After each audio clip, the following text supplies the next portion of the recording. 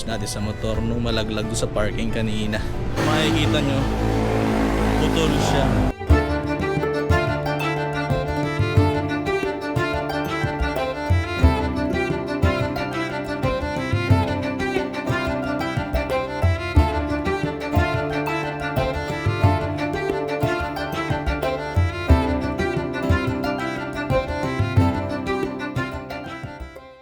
What is up guys, it's your boy Kuya Juicy and we're back at it again for another episode of our vlog.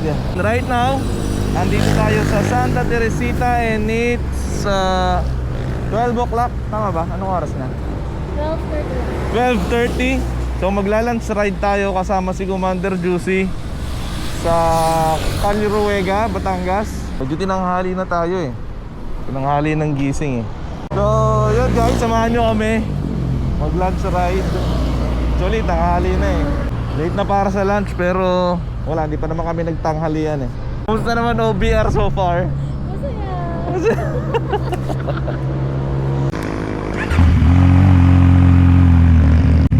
Yan guys, so samahan nyo kami. Ngayon, takbong pogi lang tayo kasi kasama natin si Commander Juicy. Ang iiwasan natin ngayon ay mga kurit sa singit, sa tagiliran.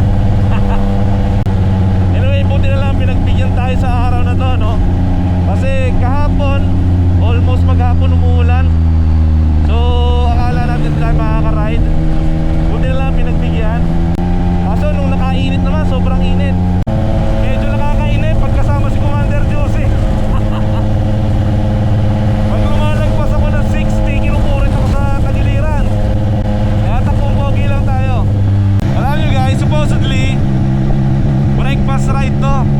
Pero hindi ko alam kung bakit pagkasama ko si Commander Juicy, palagi na lang yung breakfast ride nagiging lunch ride.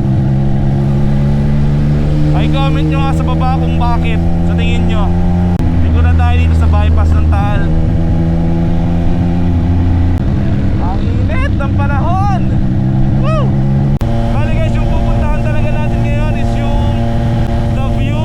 So, isa siyang cafe and restaurant saan overlooking yung Taal Volcano, no? Dadaan lang din tayo sa Calle Ruega para makapamasyal lang konti, no? And ang bypass ng Taal. So, ligo tayo dito sa papuntang Lemery. Actually, yung papunta ron sa pupuntahan natin, pwede tayong dumaan sa dalawang daan. Either dito tayo sa Lemery or dun sa Panasugbu. Pero dito tayo sa may mga twisties na konti dadaan. As always, traffic pa rin dito palagi. Marami lagi sasakyan dito. Tsaka merging kasi yung kalsada rito, kaya talagang lagi siksikan yung mga sasakyan. Yan o. Bali guys, may kikwento ako sa inyong napakasakit na pangyayari, no? Kung mapapansin nyo rito sa kaliwa ko, putol yung clutch lever natin, no? Kanina kasi sa parking, natumba yung motor. Napakasakit na pangyayari guys. Bali, putol tong clutch lever natin, tas may konting gas-gas dito sa side mirror, tsaka dito sa bar end, no? Ay! Alam niyo, 2 araw na lang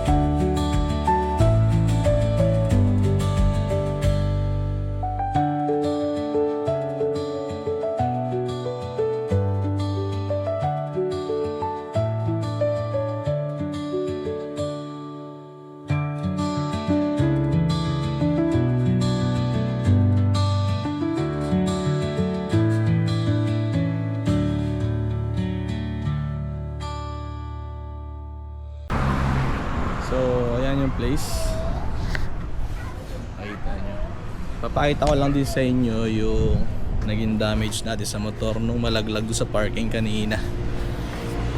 Ayan o. Makikita nyo, putol siya. Tapos may damage siya rito. Yun lang naman at ito, konti. Dito sa may signal lights, may konting gas-gas lang din.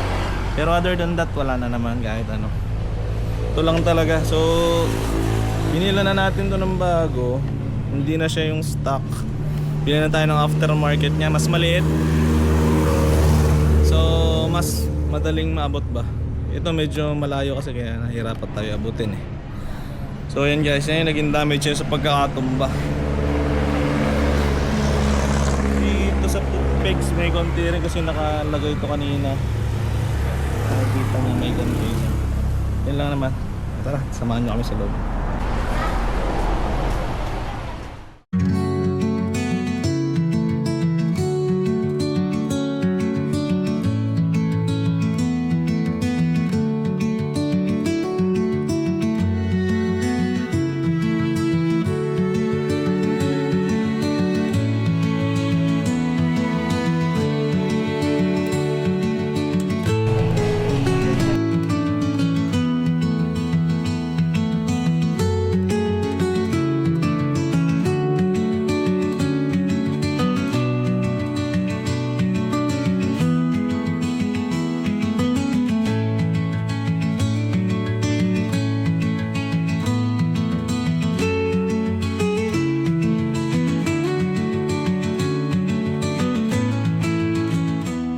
We are leaving the view and didiretso tayo ng Calle Ruega after this. Yun, ito yung tsura niya guys.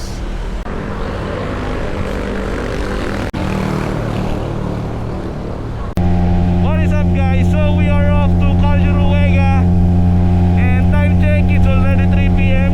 So medyo natagalan tayo rin sa kainan kasi medyo matagal mag-prepare ng food. Pero sulit na sulit yung kain namin doon. Medyo pricing nga lang pero maganda naman, sulit naman, ang ganda ng place, ang fresh ng ambience, alam mo yun. Ito na yung area ng Calle Ruega, no? Wow, what a view.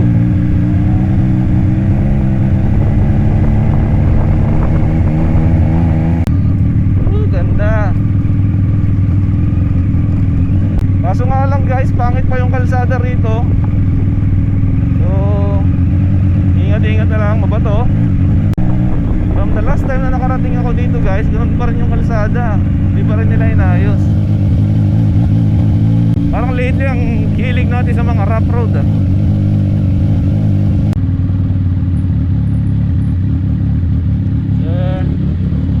Magkano po? 30 pesos per head po, 20 po na parking. So guys, may entrance na 30 pesos per head, tapos 20 pesos para sa parking. So total of 80 pesos kami. So ito yung entrance niya guys. Hagdan siya. Maliit lang. Oh yeah.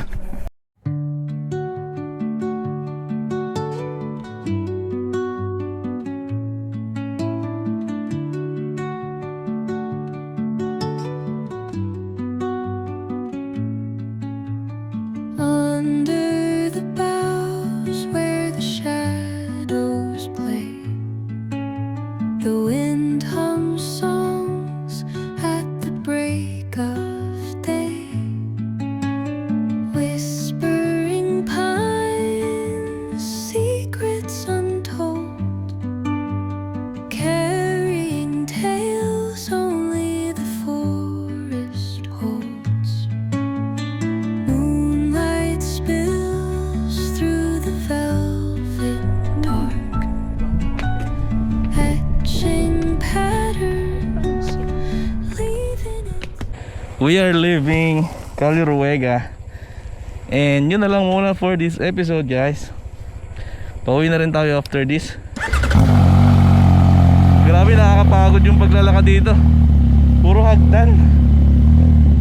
Anyway, hanggang dito na lang muna guys. Gusto nila mga pasyalan lang, tambayan. Gusto nila magmuni-muni, magpahangin. Ang fresh ng camp yan, malamig. Ang ganda ng view. Punta kayo rito guys.